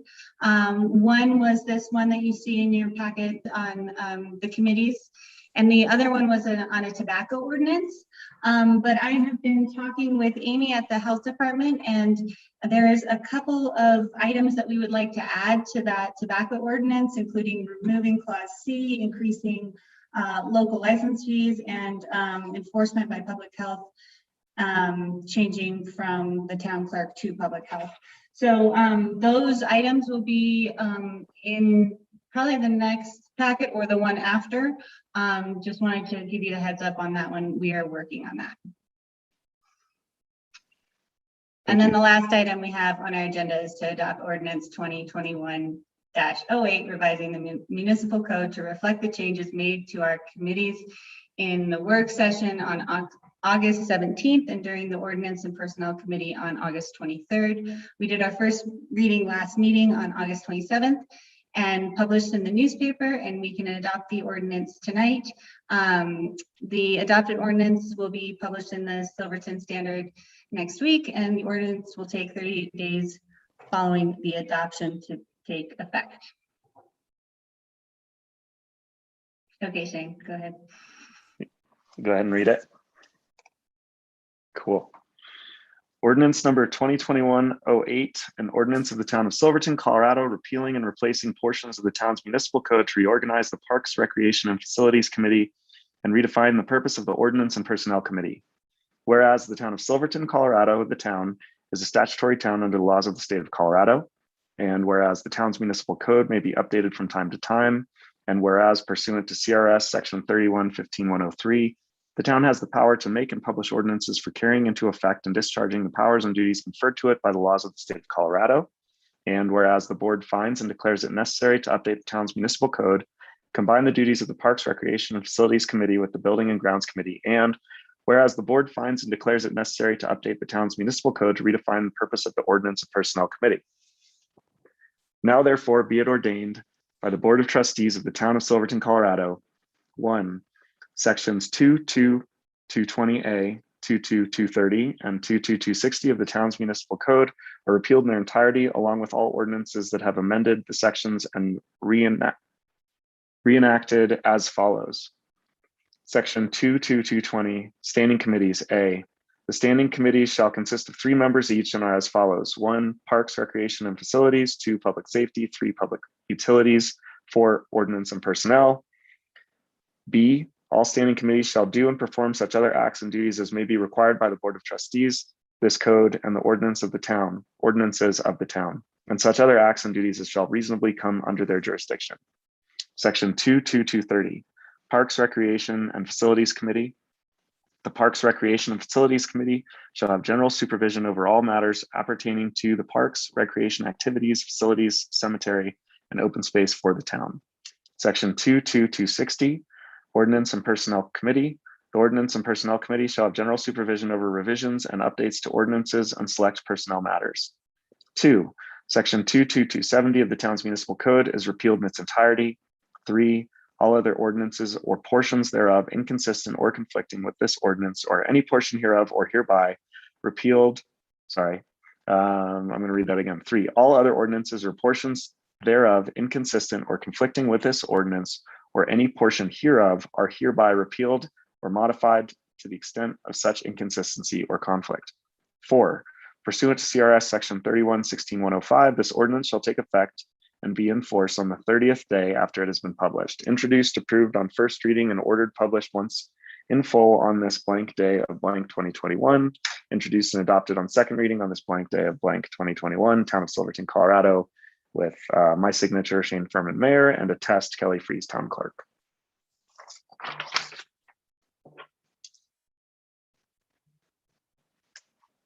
So, do we have a motion to approve ordinance number 2021-08 upon the second reading?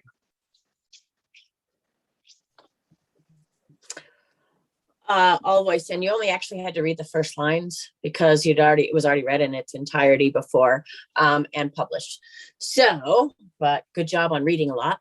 And I will make a motion to accept the ordinance 2021-08 revisions to the municipal code section 2-2-220A and 2-2-230 and 2-2-60, replacing portions of the code to reorganize the Parks, Recreation, and Facilities Committee and to redefine the purpose of the Ordinance and Personnel Committee. I'll second. Thank you. Roll call, please. Trustee Barella? Yes. Trustee Harper, Yes. Trustee Wiegert, Yes. Trustee Bierma, Yes.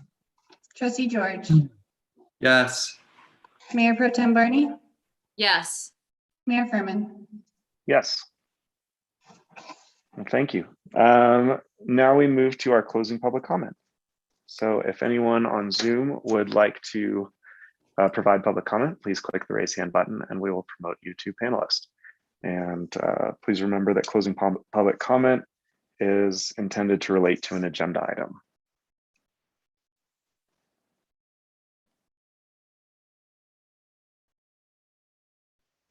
Seeing none, we will close public comment and adjourn the meeting. The time is 9:17 p.m.